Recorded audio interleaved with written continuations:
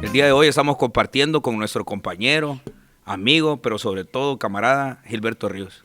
Buenas noches, Gilberto.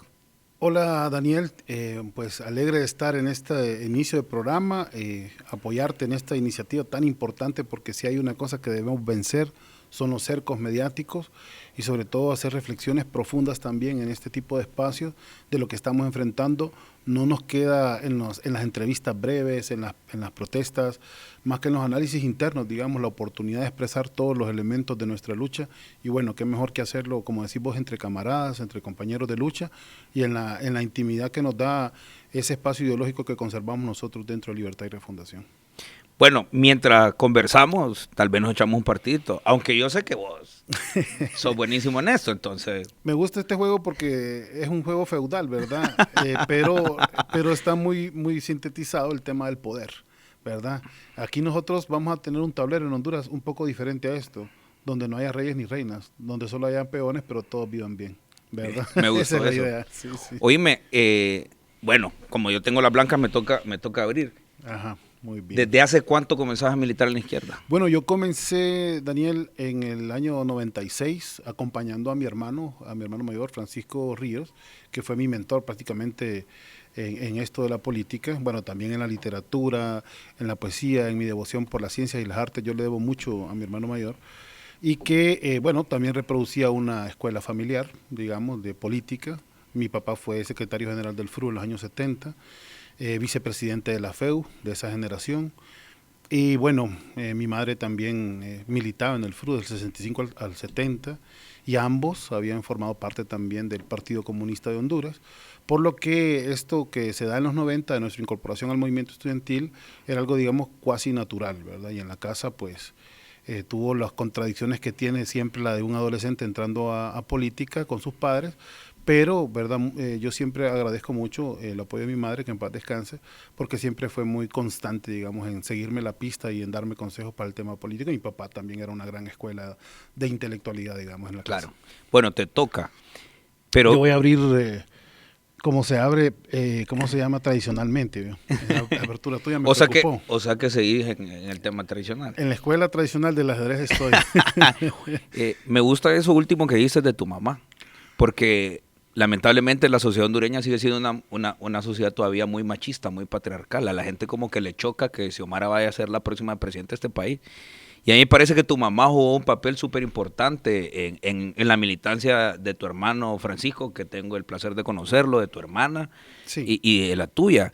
¿Qué rol jugó la mamá de un Gilberto Ríos, que hoy es un referente de la izquierda? Me imagino a Gilberto, bueno, vos usabas el pelo largo antes, ¿verdad? Sí, cabal, cuando comenzamos en Los Necios y en el Frente de Reforma también, que hay un tiempo ahí compartido, pues yo era un joven rebelde, digamos, tenía inquietudes políticas, pero mi mamá siempre era como la preocupada porque fuera constante, porque estuviera en las reuniones. Y ¿sabes qué? En aquel momento, recuerdo, abrimos una escuela con el movimiento estudiantil en una colonia que era literalmente un pantanal, así le decían, el pantanal, que era la Ramón Amaya Amador, sí, y teníamos una escuela de alfabetización para gente adulta y un kinder para niños, que era un kinder de arte, en realidad un taller de arte de fines de semana, y ese contacto con la realidad más cruda de Tegucigalpa, que es en aquel momento era uno de los cinturones de miseria más terribles, a mí me despertó mucha sensibilidad social. Y recuerdo a mi mamá diciendo como no dejes de ir, o este domingo, eran los domingos, este domingo vas a ir.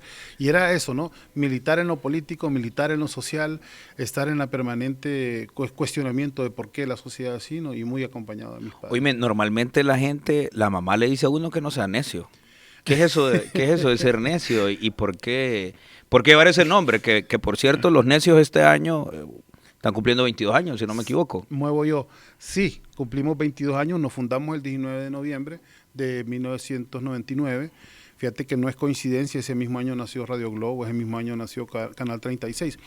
Y no lo digo en el sentido de que compartamos, todas las ideas, hay ideas en comunes, sin duda, pero es el año después del Mitch, cuando la sociedad se queda sin respuesta, ¿verdad? Del Estado, ¿verdad? Y tiene que empezar a, digamos, a crear. Y en aquel momento solo había una expresión de izquierda, que era la UD, pero nosotros como jóvenes no nos sentíamos representados en la UD, siendo de izquierda, ¿verdad? Y habíamos, bueno, militado. Yo estuve en Mesa la primera vez en mi vida, en la primera elección donde la UD fue a elecciones, y luego... ¿En qué año? Eso fue el 97. La primera vez que yo estuve en Mesa fue por la UD, o sea que comencé a militar en la UD en 95-96. Para ser más exactos, quien nos introduce ese trabajo político es Rigoberto Padilla Rush, que todavía estaba activo, ¿verdad? Él fue el último secretario general del Partido Comunista de Honduras, y él tenía la idea que dentro de la juventud de UD pues creáramos una fuerza de izquierda que básicamente fuera como la juventud comunista, ¿no?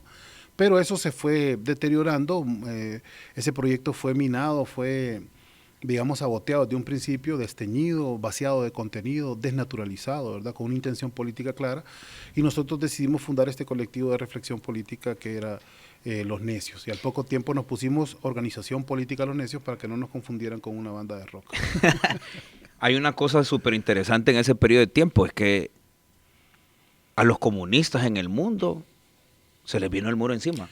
Es decir, realmente eso que planteas vos, que plantean los necios de la construcción de una sociedad igualitaria, sin amos y sin explotados, ¿eso tiene algún tipo de vigencia? Sí, y fíjate que la discusión se da justamente en Cuba, en el 90-94, cuando comienza a decirse en el mundo que qué está pasando, ¿verdad? Que ya no hay un referente de socialismo, que por qué todavía hay países socialistas. Y Silvio Rodríguez, que en ese momento es representante a la Asamblea Popular de Cuba, dice que va a opinar y hace una especie de voto por consignación, porque están votando para que el socialismo sea eterno en Cuba, ¿verdad? Casi sí. es un voto antidialéctico, además, sí. Pero votan para reafirmarse, y por eso la canción, que se llama El Necio, dice: yo me muero como viví, socialista, ¿no?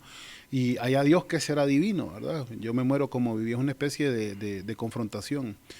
Y Silvio estrena la canción en el ciclo, en el hemiciclo legislativo, o sea, lo hace ahí, saca su guitarra y dice: yo soy un artista y yo voy a opinar como un artista, y estrena la canción El Necio, y expresa que él es fidelista, que es un soldado de la revolución, porque su militancia la comenzó en el ejército rebelde, ¿no? Haciendo su plaza en Playa Girón, ¿verdad? Que es el Ahora una pregunta, disculpa que te interrumpa. Sí.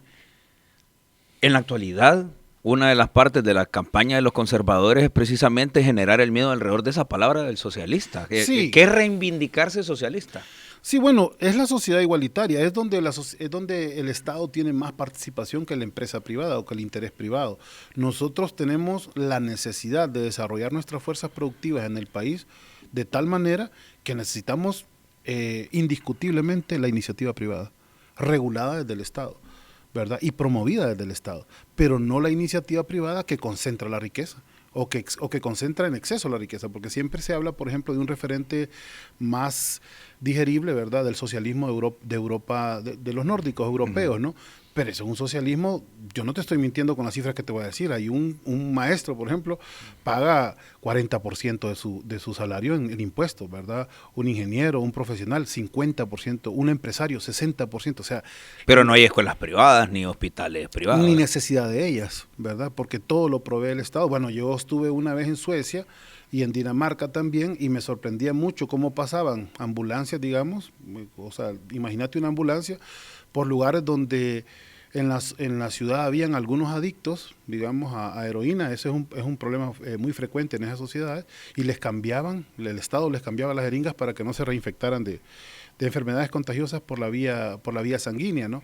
Pero lo que estoy tratando de reflejar es que el nivel de asistencia estatal, sí, es ¿verdad? alto. Que aún cuando sos un adicto tirado en la calle, el Estado va, te da comida y te cambia tu jeringa para que te sigas drogando, ¿verdad? No estoy poniendo eso como un horizonte positivo. Me refiero a que a mí me sorprendía mucho. Yo conocí un uruguayo, por ejemplo, exiliado, que tenía un problemita en un ojo, y ese hombre recibía una pensión, no digamos un anciano o un niño, ¿verdad? O sea, son sociedades donde el socialismo funciona.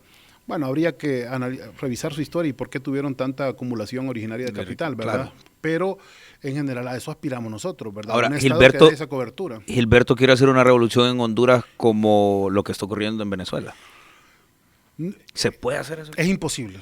Es imposible repetir Venezuela, es imposible repetir Cuba, es imposible repetir Nicaragua. Nosotros queremos una revolución socialista a la hondureña, a partir de nuestra propia realidad, contando con nuestros propios recursos históricos, culturales, de identidad nacional, nuestras riquezas naturales, nuestro enorme talento humano a nivel nacional, la gran cantidad de hondureños que salen del país porque no encuentran una oportunidad aquí. Y aquí los modelos estatales, fíjate que eso es otra cosa bien importante a revisar en nuestra historia, que los modelos estatales han funcionado.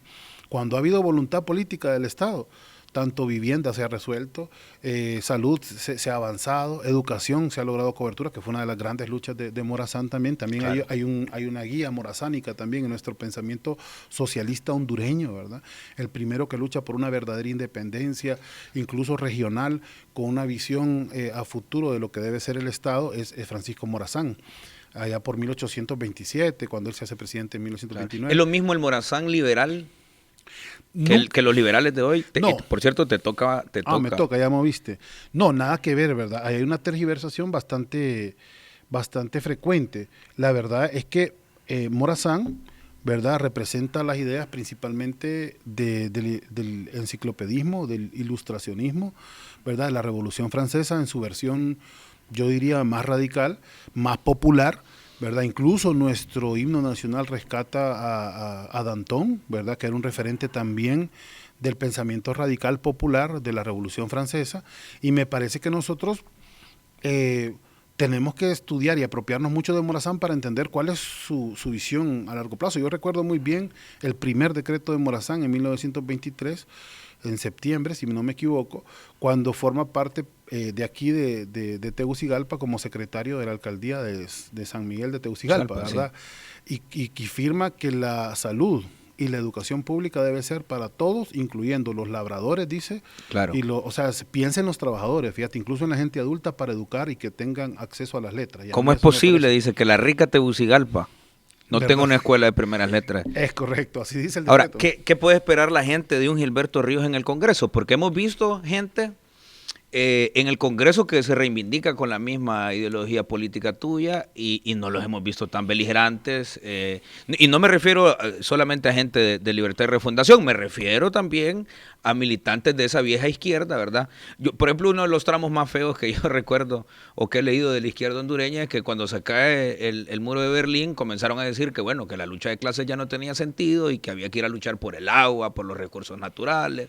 ¿Qué podemos esperar de un Gilberto Ríos en el Congreso? Bueno, más bien en ese periodo se cae en la planificación de lo que fue el consenso de Washington, ¿verdad? Y la orientación fue fundar ONGs, ¿verdad? Para que esas luchas fueran gestionadas a través de compromisos así semiprivados, tutelados por la cooperación internacional. Yo, sinceramente, a nivel individual, no quiero decir que no me comprometo con un proyecto personal, por supuesto, de hecho por eso estoy acá, pero me parece que debemos verlo siempre como partido y como movimiento, nunca como individuos, ¿verdad? Claro. Yo sí me comprometo a que sea un proceso colectivo, a eso sí me comprometo. Yo les he dicho, ¿En qué sentido? Por ejemplo, con los maestros, ¿verdad? Vos que venís del sector magisterial, yo no puedo legislar del tema magisterial, no con los maestros, no por los maestros. Es decir, yo tengo que estar reunido con los maestros para ver qué es lo que necesitan y plantearlo en el Congreso Nacional. Lo mismo con los ingenieros, lo mismo con los médicos, lo mismo con los trabajadores de la calle, los trabajadores de comida rápida, las trabajadoras, o sea, de las maquilas. Hay que hacer que un diputado sea lo que etimológicamente la palabra diputado significa, que es representante, y para ser representante hay que estar en contacto permanente con las bases. Entonces yo les digo a la gente cuando las visitamos, les decimos, vamos a legislar con ustedes, aquí al barrio vamos a venir a legislar. ¿Cuál es la ley que les parece? ¿Qué compromiso harías con los profesores? ¿Qué concretamente resolverías para el sector magisterial? Bueno, yo conozco muy de cerca a la gente magisterial porque toda mi vida ni siquiera puedo decir que los he apoyado, porque es que ahí ha sido una simbiosis. Mi madre era maestra de la primera huelga de 1960, 63, 66, por la primera reivindicación salarial. Ganaba muy mal Marcelino Borjas a la cabeza, claro, ¿verdad? Y tomándose el puente al lado del Congreso Nacional. No existían los colegios magisteriales todavía. No existían, correcto. No, fue el primero a fundarse, fue el PRI, me entiendo yo, ¿verdad? Bueno, por una jugada de los nacionalistas. pero ahí militaron muchos compañeros que venían de la lucha social en la primera reivindicación, ¿verdad? La iniciativa Matute Canizales para un reajuste salarial. Exactamente. Entonces, yo te digo, y toda la demás lucha popular que dimos, siempre la dimos al lado del magisterio, porque el magisterio en Honduras siempre estuvo en la calle. Bueno, te recuerdo yo, a la par de aquel viejo Peugeot blanco hueso que tenía la radio Gualcho en una huelga magisterial en el 2006. Pero el Gilberto Ríos que yo conozco siempre ha sido muy frontal, Gilberto. Sí. Hay contradicciones en el Partido Libertad y Refundación. Hay un Gilberto Ríos que dice, ese no es el camino que debemos de seguir, me parece que es un poco más a la izquierda.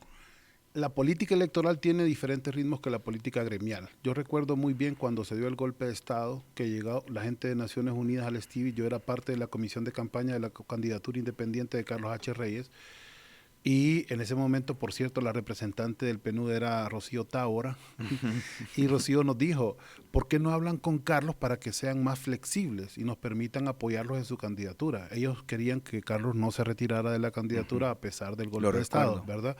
Y entonces yo le dije a Rocío en esa reunión, Rocío, es que nuestros líderes populares nosotros los seguimos porque son inflexibles, ¿verdad?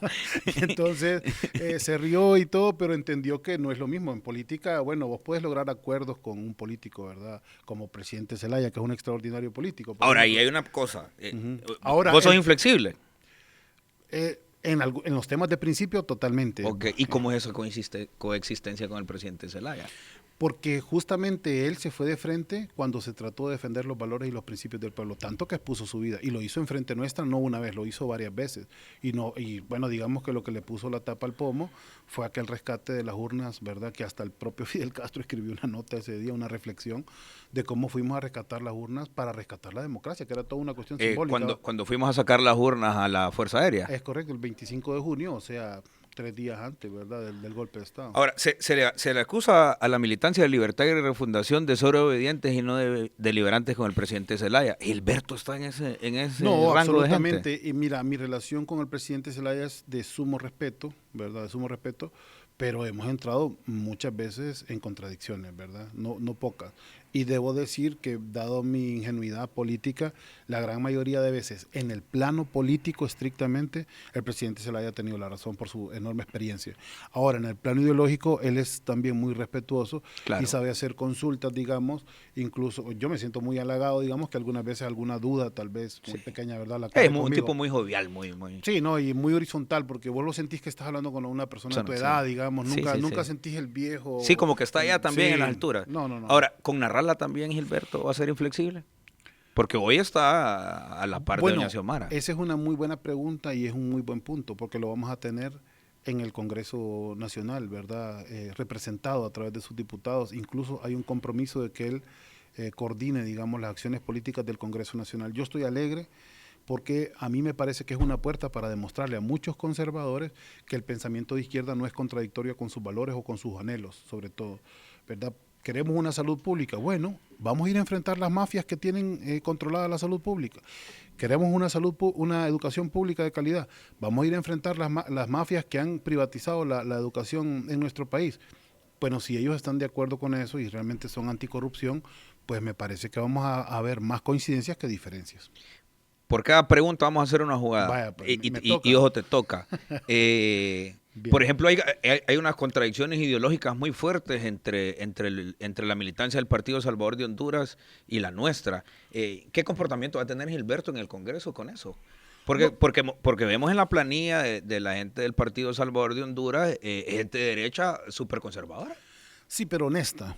Porque Fidel, por cierto, yo soy fidelista, mi hijo menor se llama Fidel Castro, por cierto, Fidel Alejandro como Fidel Castro. Yo recuerdo un texto que decía que cuando le tocaba enfrentar los pensamientos conservadores, si tu interlocutor es honesto, vas a llegar a un acuerdo. Si es deshonesto, no. Okay. ¿Verdad? Entonces yo creo que si es por muy derecha que sean o por muy valores conservadores que tengan, si son honestos a la hora del debate, tanto uno como ellos puede ceder para encontrar la verdad o una posición más aproximada a lo que necesitemos, ¿verdad? Gilberto Ríos está dispuesto a votar a favor de una iniciativa de candidatos de diputados del Partido Nacional. Siempre y cuando sea en favor del pueblo hondureño, por supuesto que sí, pero el primer filtro es la opinión de la bancada. Por eso yo te decía lo peligroso de las consideraciones individuales, ¿verdad? Nosotros somos la expresión de proyectos colectivos y eso nos marca ciertos márgenes. Y el último margen que nosotros tenemos es el de la bancada. Si la bancada decide, pues vamos a actuar como bloque. porque yo no creo en las actuaciones individuales, ¿verdad? O somos un equipo o vamos a ir al fracaso, ¿verdad? Tenemos que mantenernos graníticamente unidos. Sí. Ese es un tema importante, la bancada, y te toca Sí, seguir la jugada. Sí, Eh, me entretuve, ajá. ¿Gilberto tiene convitos en estas No, elecciones? ni combos ni convitos, nunca los tuve. No me parece correcto, siempre entendí lo de la plancha, tuve contradicciones con otros candidatos en nuestras dos experiencias electorales pasadas y la verdad es que siempre he sido disciplinado por encima de consideraciones personales, siempre he sido muy disciplinado con las organizaciones, bueno, es algo que aprendimos, para ser fuerte organizativamente hay que ser disciplinado con la opinión de nuestras organizaciones y en este caso del partido. Por supuesto. Ahora, en ese plano, ese contexto, ¿Gilberto Ríos podría asumir una secretaría si doña Xiomara se lo propone? Sería un gran honor, pues yo ya tengo 42 años, hace 4 años o hace 8 años o hace 10 cuando comenzó esto, cuando lo planteaba alguien más o el mismo presidente Zelaya bromeaba conmigo y me decía, aquí tenemos ya el canciller, porque yo pasaba viajando con él para Venezuela, él lo iba a visitar a Nicaragua, ¿verdad? O estábamos en comunicación permanente con los compañeros que salían al exilio. Y a mí me parecía algo sumamente lejano. Hoy no, hoy creo que uno debe estar donde el partido lo necesite, donde el pueblo lo necesite y que claro que es un gran honor, pero es que es como todo trabajo, digamos, si querés que funcione te vas a tener que dedicar 24/7 Claro. y hacer muchos esfuerzos para prosperar, ¿verdad? Bueno, yo quiero que Gilberto sea diputado, pero si Gilberto no es diputado y Gilberto no es tomado en cuenta en el gabinete, ¿qué va a hacer un Gilberto Ríos, que es un luchador social? Bueno, la lucha social no se agota en el gobierno, ¿verdad? Eso hay que comprenderlo, ¿verdad? La lucha social, es más, muchos gobiernos de Honduras, perdón, del mundo, ¿verdad? Han tenido gobiernos de izquierda con movimiento social fuerte. Y yo creo que esos gobiernos le ayudan al pueblo, no es contradictorio. Pues en Venezuela, por más gobierno chavista que haya, hay un movimiento social chavista que presiona al propio Nicolás, que presionaba al propio Chávez. Digamos, en Cuba había un movimiento popular muy fidelista que cuando la revolución empezaba a trastabillar, pues se le salía que me voy a volver un opositor, pero sí un defensor de los derechos sociales. Yo creo que eso no podemos nunca dejar de trabajarlo. Bueno, ya entramos a comernos piezas ya. Esta semana que recién pasó se dio la 10ª asamblea de la Confederación Unitaria de Trabajadores y una de las resoluciones a petición del COPRUN que yo representé en esa asamblea fue convocar un encuentro de organizaciones sindicales y populares progresistas para el último fin de semana de febrero del próximo año. Qué bien. Pensando en esa vía. Me recuerda mucho a los congresos de luchadores que convocamos con la Coordinadora Nacional de Resistencia, ¿verdad? Y qué bueno que lo haga la CUT. Me alegra mucho, no lo sabía, no vi las resoluciones del Congreso. Sí vi, mandé mis felicitaciones, sí vi que estuvieron reunidos, que la compañera Xiomara también había enviado un saludo importante al Congreso. Y qué bueno que sigan en esa línea. Me parece que ningún gobierno progresista se puede sostener sin un movimiento popular beligerante. Y eso es lo que le corresponde a ustedes. Si hay un gobierno de Xiomara y la agenda de la clase trabajadora no es atendida y se convocan a movilizaciones, ¿Gilberto dónde va a estar? ¿Con doña Xiomara allá en casa del gobierno? Yo siempre voy a estar con la clase trabajadora, siempre. Así fuera ministro y los trabajadores están en la calle demandando algo que sea correcto, yo me salgo de la secretaría a marchar con los trabajadores. Eso de las posiciones oficialistas no van con nosotros los comunistas. Aquí queda grabado eso. Queda grabado. Yo me muero de la risa porque... Y si no que lo demande, como decimos cuando juramentamos colectivo. Yo recuerdo, Gilberto, que nos reuníamos todos los martes en el Bloque Popular, allá en la sede de la FUT. Los lunes a las 4 de la tarde. Sí, los lunes a las 4 de la tarde. Y estaba ahí el Pelón Morel y otra gente de la izquierda, Juan Barahona, que ya era secretario de la FUT. Y yo recuerdo, y cuando nos tomemos el poder, compañeros, ¿qué vamos a hacer? ¿Te acordás que contestó uno de los compañeros? Decía que iba a hacer la marcha más grande de Honduras. Sí. Es que la gente confunde digamos, la acción material de la oposición, ¿verdad?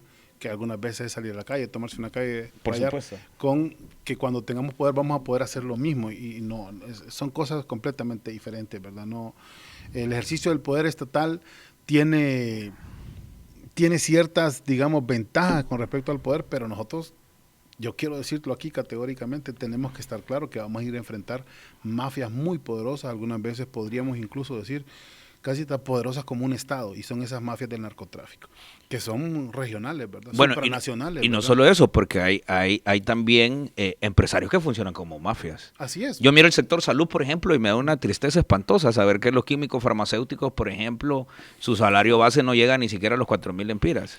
Bueno, eso es otra cosa muy importante que acabas de decir, ¿verdad? Que aquí la clase media, entendida por los profesionales o las personas que salieron de una educación de secundaria y tienen algún ingreso importante, prácticamente no se vincula a las luchas populares, ¿verdad? Las mira de lejos y no entiende que es el único camino para garantizarse derechos. Y eso va a ser una de nuestras labores como legisladores si llegamos al Congreso Nacional, ¿no? Es empoderar a todos los sectores sociales organizados para que tengamos una sociedad cada vez más horizontal, pues.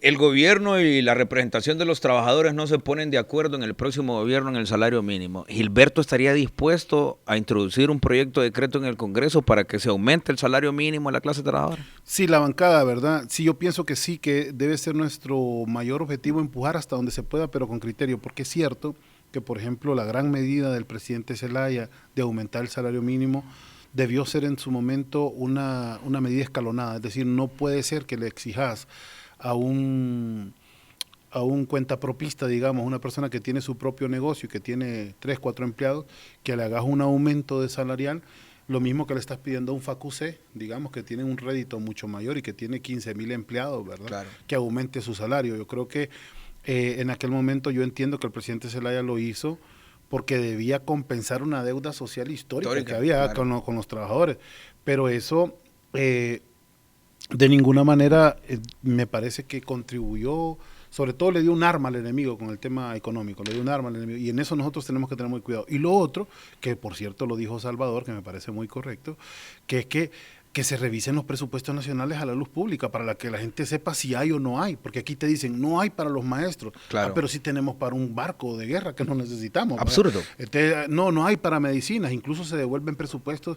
El año de la lucha del PCM que ustedes encabezaron con los maestros y los médicos, bueno, y vos estuviste bastante al frente en eso, ¿te acordás que se descubrió que se habían devuelto a finanzas 500 millones de lempiras del presupuesto de salud? Yo plop como condorito, ¿verdad? De espaldas, porque ¿cómo es que se devuelve presupuesto si la gente no encuentra ni una aspirina en un hospital? Claro. Entonces, o que se arruinan medicamentos en las farmacias. Extrañamente, ¿verdad? Para después hacer compras de emergencia. O que en el presupuesto en educación hay 5.000 millones que van a parar a manos de ONGs.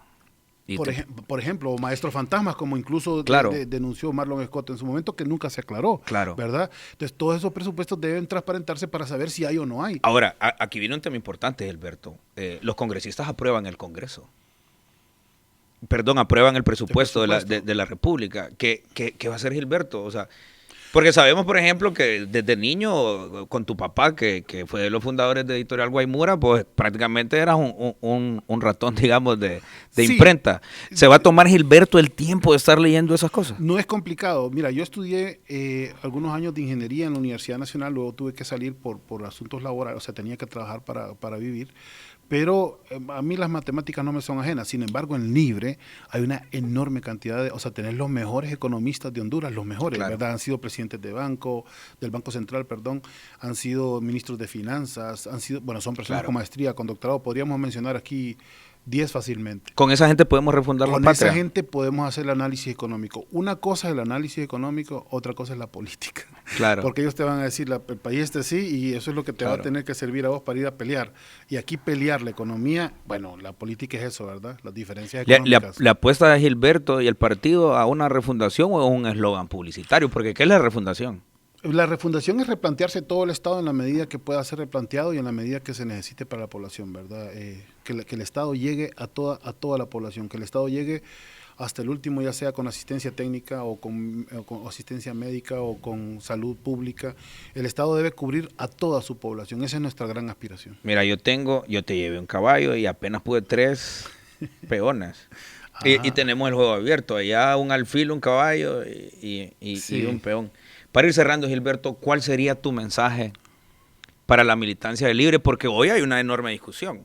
Es decir, hay una alianza, de hecho, en el nivel presidencial, donde 2 de nuestros designados renunciaron, que eso ha denotado una madurez que hay en Libertad y Refundación. se ha integrado Salvador Narrala y doña Dori Gutiérrez, que para nosotros es una vieja conocida de cuando ella militaba en la UDE y nos acompañaba en la calle. Sí, y en el bloque. Sí, pero ¿qué hacer en el nivel diputación? ¿Qué hacer en el nivel alcaldía? Porque ahí hay una enorme nebulosa todavía, me parece. Mira, yo tengo una vida muy sencilla. Yo tengo una esposa, 2 hijos, y vivimos realmente muy sencillo. O sea, no tenemos ningún lujo. Y yo creo que mi vida debe mantenerse exactamente igual y que nuestra lucha como dirigentes socialistas debe ser no tener ningún tipo de privilegio, ¿verdad? Y que yo leí de un diputado español que milita con Izquierda Unida, que él tenía su salario como maestro y cuando logró ser diputado mantuvo su salario como maestro y todo lo demás lo entregaba al partido para que hubiera organización y formación. Yo creo en eso. Creo que debemos hacer fuertes esfuerzos para que la gente entienda que ser un diputado libre no es tener ningún privilegio, es tener una carga encima que asumimos con responsabilidad y compromiso para transformar nuestro país, ¿verdad? Y que lo vamos a hacer con mucha dignidad en caso de que nos corresponda. Yo no quiero tampoco decirte que nos vamos a martirizar y que vamos a morir de hambre, no aspiramos a eso, pues, ¿verdad? Ya tenemos una vida que eso lo logramos solucionar. Si hiciera falta en un proceso social, por supuesto, ¿verdad? Eso ni lo pensás, ya lo pasamos, ya lo vivimos en las calles. ¿Cuántas veces en la resistencia no comimos, nos gasearon, nos mataron? O sea, eso no fue un Gilberto problema. va en plancha por los 23. Voy en plancha. No hay combos. No hay combos ni convitos, ¿verdad? Creo en el primero y en el último, o sea, desde el primero al último, y creo que lo que necesitamos es mayoría en el Congreso Nacional. ¿Vas con Jorge Aldana? Voy con Jorge Aldana, es un gran amigo, es una persona que ha estudiado, fíjate que le admiro, que dentro de todas las responsabilidades que tiene un alcalde ha estudiado muy profundamente el tema del agua. De hecho, lo he visto con conocimiento científico sobre el tema y creo que lo puede solucionar con su gestión en 4 años. ¿Tenemos en jaque al Partido Nacional? Absolutamente, yo diría que la otra semana se le da el mate, ¿verdad? O bueno, el mate es el 28 de noviembre, por supuesto, pero la otra semana va a haber más sorpresas, más alianzas, se multiplica esto, y estoy dando primicias que no me corresponden dar. Pero sí, no, ya está bastante debilitado, hay desbandada de los partidos tradicionales, ¿verdad? Hay temor. Y eso pues nos alegra, ¿verdad? Porque lo más importante de este proceso es que se acaba para siempre el instrumento de la oligarquía que ha sido el bipartidismo. De ahora va a tener que sorteárselas de otra manera para tener una expresión política y eso lo logramos orgullosamente nosotros como Libertad y Refundación. Gracias, Gilberto. Sin duda que están en jaque. Sin duda que están en jaque y el 28 le hacemos el jaque mate. Así es. No, gracias a vos, Daniel, por esta oportunidad y qué bonito platicar con un compañero y con un camarada que conoce de la realidad nacional y que está comprometido también con esta lucha. Y que además, esperamos verte en el Congreso Nacional porque necesitamos maestros. Mira, tener un diputado maestro para mí es un enorme éxito como luchador social, pero yo me sentiría orgulloso si estás en ese Congreso, Daniel. Gracias. Bueno, y decirle a todos los compañeros y compañeras que nos están viendo que hoy con Gilberto tenemos ahí todavía pendiente el juego. Los dejamos con las impresiones de Gilberto. Nos ha quedado claro cuál es el proyecto político de nuestro compañero más conocido cariñosamente como El Grillo. Y sin duda, este 28 de noviembre el Partido Nacional queda en jaque mate. Así que nos despedimos de ustedes, pero Gilberto y yo quedamos cerrando esta partida. No te quise derrotar en público, pero ahorita lo vamos a hacer. Gracias. Bueno, pero ahí ya tenemos